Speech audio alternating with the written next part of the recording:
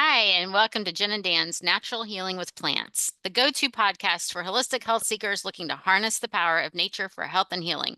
I'm Jen, a passionate health educator, whole food plant-based culinary coach, and master herbalist. And I'm here with Dan, an exercise specialist and wonderful master herbalist. Together, we dive into the world of natural healing, bringing you a wealth of knowledge and practical advice.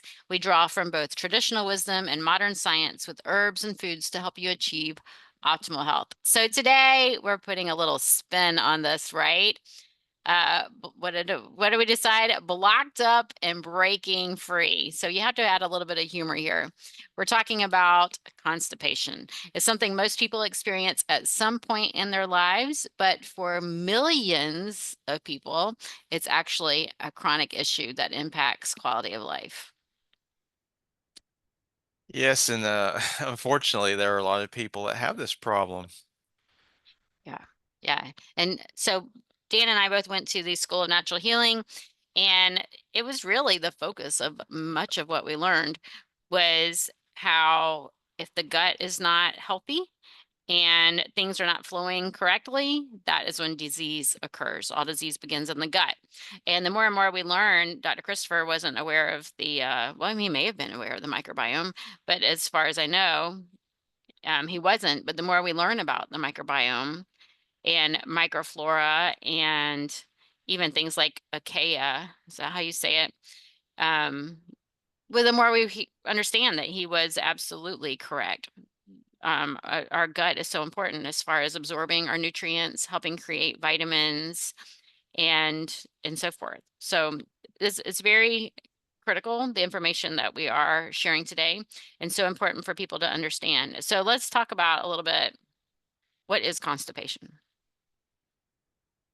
I mean, I think that, well, it's not just my opinion, but I think we should have at least one bowel movement a day. And I don't think, I don't think some people have a bowel movement every day. And also, if you go to have a bowel movement and you're straining and it's hard to get out, that is a red flag that you're constipated because a healthy bowel movement should come out easily and it shouldn't be any straining and it shouldn't hurt.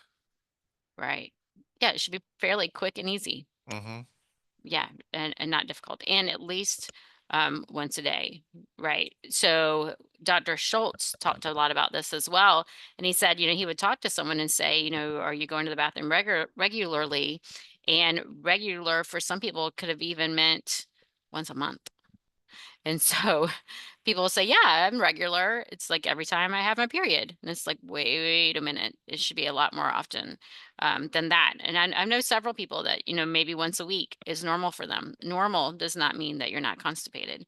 Our system is made up to go after every meal. We have these nerve endings on our stomach that go down to the ileocecal valve, which is near your appendix. And every time our stomach expands, a signal is sent down to open that valve and move things along. And so that is what should happen. Think about if you feed a baby or a puppy. I have a puppy in my house right now. About 30 minutes after they eat, they have to go to the bathroom. And that's the way we should be. However, we are trained, at school, you have to hold it between classes, or maybe you don't even want to go at school. We're shamed. People are afraid to go at work. Like some people, I've had people tell me, if they can't go in the morning before work, then they just hold it all day and then they just never can go. And so that's a problem. That's a big problem. I think that Yeah, started back in school, like you they make fun of you for taking a poop. right. But that goes back to Dr. Schultz. He was working with a kid and he actually talked to the kid's teacher. He goes, "Look, you need to let this kid go to the bathroom because we're trying to help him." Yeah. And look, I used to be that way, but now that what Mhm. I've learned over the years, I don't care where I'm at. If I have to go, I'm gonna go You because gotta go, it's you gotta go. your health depends on it. That's right. And if you are healthy and if your gut lining's healthy, like we said, it should be, real quick and easy. And so, there's nothing to be ashamed of either way. But Yeah. because everybody does it, everybody has to do it. You should be able to just go, quickly and easily. and Mhm. not have a big deal about it.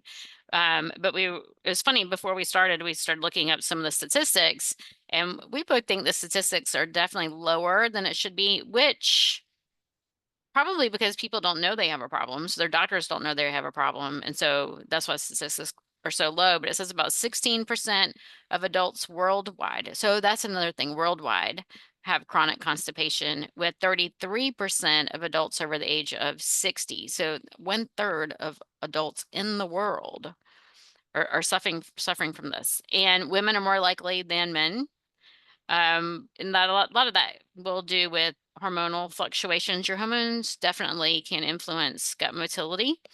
And women are more likely to have autoimmune diseases, autoimmune thyroid disease, and autoimmune thyroid disease can also strongly influence motility as well. Most people with Hashimoto's have problems with gut motility.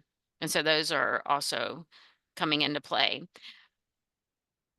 A lot of times medications, so I can't remember, you might know, Daniel, the statistics, how many people, like adults, how many medications? Is it 6 medications by the age of 50 maybe? At Most, least 6, yeah. yeah, 6 prescriptions. And so like painkillers and other prescriptions can definitely cause constipation as well, and up to 30% of children. So I actually have had students who would have to have surgery because they were impacted. I used to be a school teacher, and I had 2 students who had to have surgery, and I was like, "What?" I just could not understand that at all. But if you're not eating a healthy diet, or you have something, medications you're taking or something else, then, it is possible that it could be happening. And now that we are learning so much about the standard American diet, I can see why it is so common. Yeah, I mean, I think that over half of Americans do not get the recommended amount of fiber a day, and I think the recommended amount of fiber from the Dietech Association is, I don't know, 15 to 20 grams a day, which is kinda low in my opinion. Ridiculous. Yeah, I Yeah, get that at breakfast. yeah. Right. Yeah. So Our number yeah. one is we have to increase this fiber, and we also have to increase water. Oh, yeah. Yeah, because if you increase the fiber without increasing water, then that could be a problem too. Yes. So what are some of the problems if someone does have constipation? Well, if you're long-term constipation can lead to things like hemorrhoids, and hemorrhoids are kind of a common medical problem. Yeah. And you can get rectal prolapse and bowel obstructions. A bowel obstruction can kill you. So that's like an emerging situation.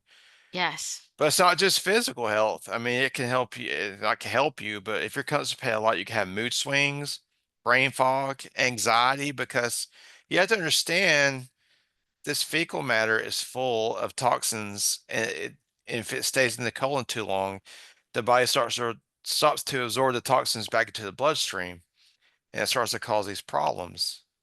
Yeah, creates inflammation, creates wear and tear on the intestinal lining. Yeah, it's not good. And so if you have the opposite problem, if things are moving through too quickly, is set up like our intestines are set up to absorb nutrients, and set up to have this microflora to help us create nutrients as well, like vitamins and things like that. And so we need things to move at exactly the right amount of time. Like if it goes too fast, we're not absorbing what we need to absorb, but it's going too slow, then we're absorbing things that we shouldn't absorb. So when we eat things that we shouldn't be eating, if we're in, so what do I mean by that? If we eat things, drink alcohol, drink caffeine, or eat caffeine, you have caffeine in foods as well, have artificial colorings and flavorings, any other inflammatory foods, and even just your natural body processes, all those things are carried in the blood to the liver. And then the liver will, do whatever it needs to do. That we have another podcast on this, to treat this chemical going through your body, whether it's a chemical or some other inflammatory agent or a breakdown product from something going in your body that is a toxin to you, and it coats it in a substance so that it's safe to move through the intestines. Well, if it stops in the intestines, doesn't move out the way it's supposed to, then it goes back reabsorbed. You have enzymes in your intestinal lining that break down this protective lining, protecting this toxin. So the toxin is recirculated, and then you can have a buildup of these toxins. You could have a buildup of excess estrogen. Your estrogens are not being moved out, they're reabsorbed. And so we want to make sure that things are moving at the right amount of time. We don't want everything going out too quickly, but we want to make sure that any toxins are moving out and not getting reabsorbed. Yes, yes, and some of the things we have to look at to if we are constipated, the Mhm. first thing we'll look at is your diet. Are you getting enough fiber? Because most Americans are not getting enough fiber. Right, And we have to have fiber for healthy bowel movements and a healthy gut. right. Also, most people are chronically dehydrated. Even, just like minor dehydration can cause problems with your Mm, health, but also if you do eat a high fiber diet, you say you want to start eating high fiber, you have to start drinking more water to help the fiber work. And right. also, none of us work out enough, not even me. Not we I like, Yeah. especially when it's cold this week, I'm like, do I really want to go to the gym today? So, but if we sit a lot, it's going to slow down our bowels. So, Yes. Yes.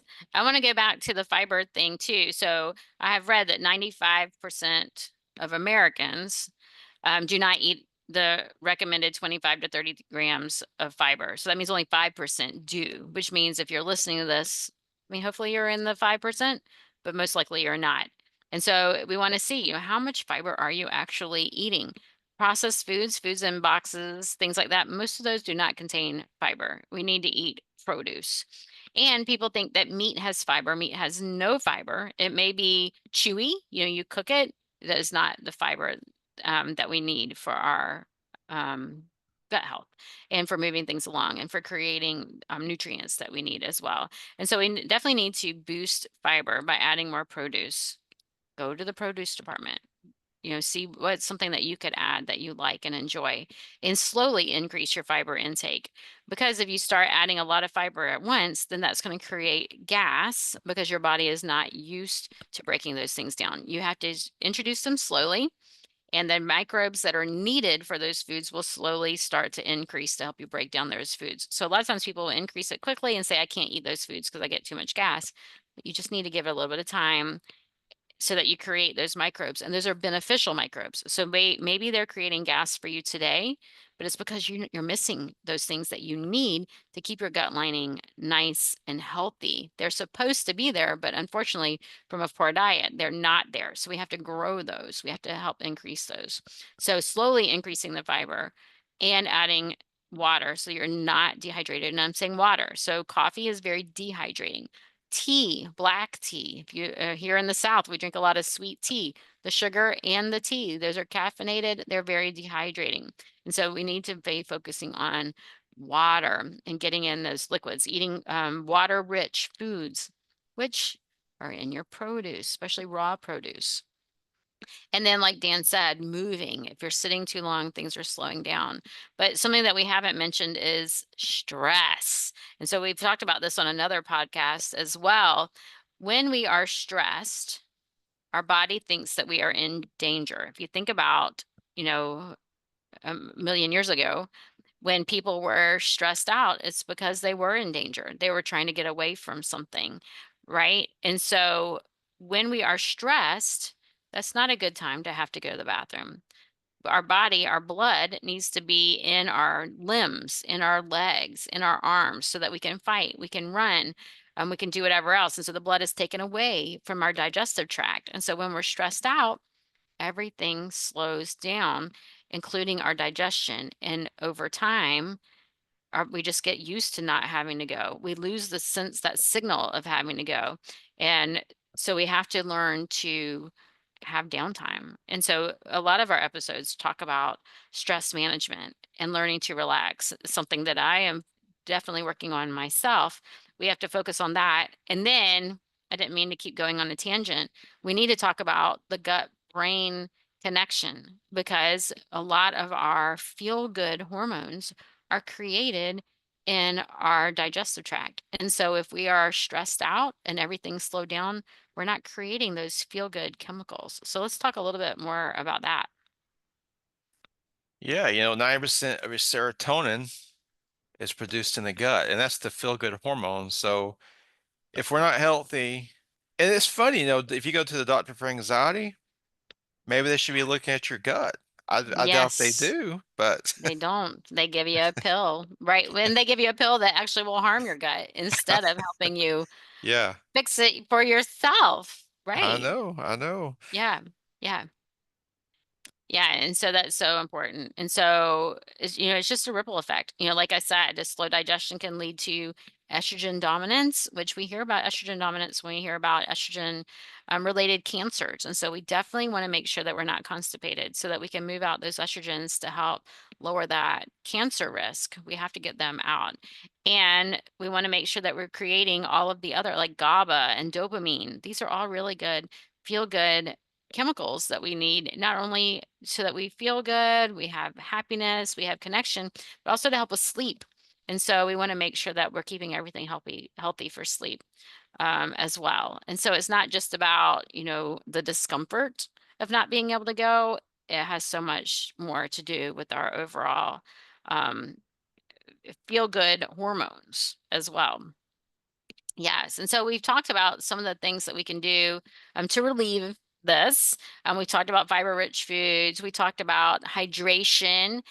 There are some herbs that we can use as well. So let's talk a little bit about the herbs. One of my favorite ones, and so before we continue, health disclaimer, medical disclaimer. We are not doctors. We are not your doctor. We are not a master herbalist that's working for you. We are master herbalists, but we are not your personal herbalist. And so we are not diagnosing, we are not treating, we are not prescribing, we are not telling you to do any of these things. We're telling you to do your own due diligence and look into these things.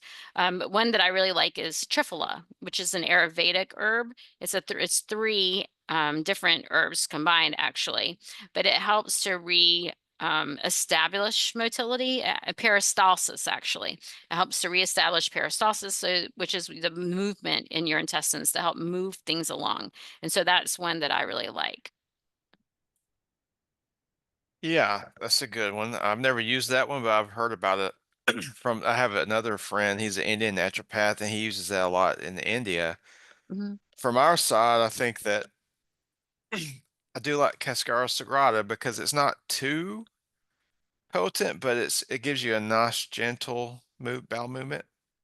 Yes. Yes, and it's not addictive. Yeah. Yeah, and so I like that one as well. Another one that I find helpful, but you do need to be careful with it, is aloe vera.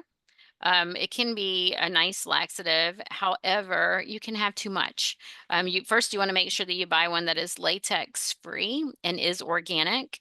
And then I only recommend an ounce. So just like a shot glass of aloe in a glass of water. Don't drink a bottle of aloe juice. Just 1 ounce in a glass of water.